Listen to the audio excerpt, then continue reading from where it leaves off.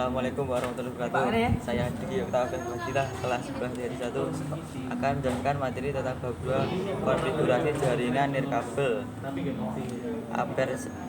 persepsi dalam pelajaran jaringan nirkabel. Tentunya pertama-tama kita harus memahami dahulu mengapa satu jaringan dapat terhubung dengan jaringan lainnya tanpa melalui media kabel,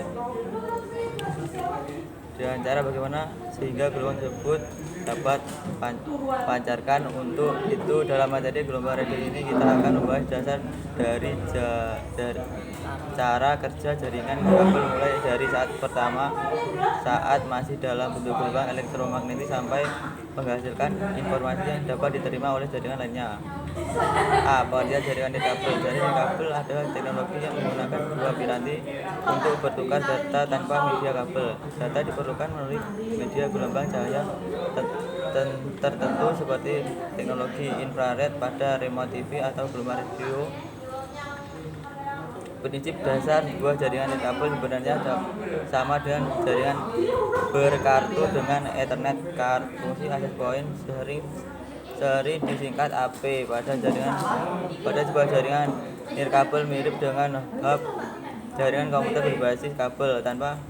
Jika tanpa access point, komputer yang mempunyai adapter nirkabel dapat berkomunikasi langsung dengan komputer lainnya, dan hal ini sama dengan hubungan komputer ke komputer peer-to-peer. Sejarah jaringan nirkabel. Pada tahun 1770, Norman Abramson, seorang profesor di University of Hawaii, mengembangkan komputer pertama di dunia pada jaringan komunikasi. Pada tahun 1979, Fr. Gravel dan U. Bugs menerbitkan makalah di Processing IEEE, pelaporan percobaan jaringan area lokal nirkabel menggunakan komunikasi inframerah yang disebarkan. 2. Keuntungan dan kerugian jaringan nirkabel. Keuntungan jaringan nirkabel: 1. Tingkat mobilitas tinggi. 2. Proses instalasi mudah dan cepat.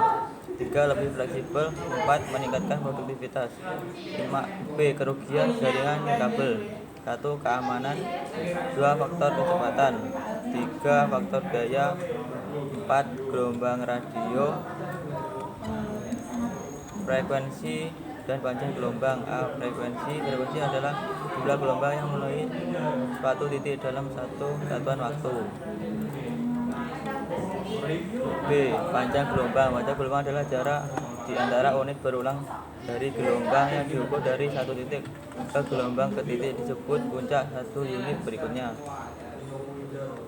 5.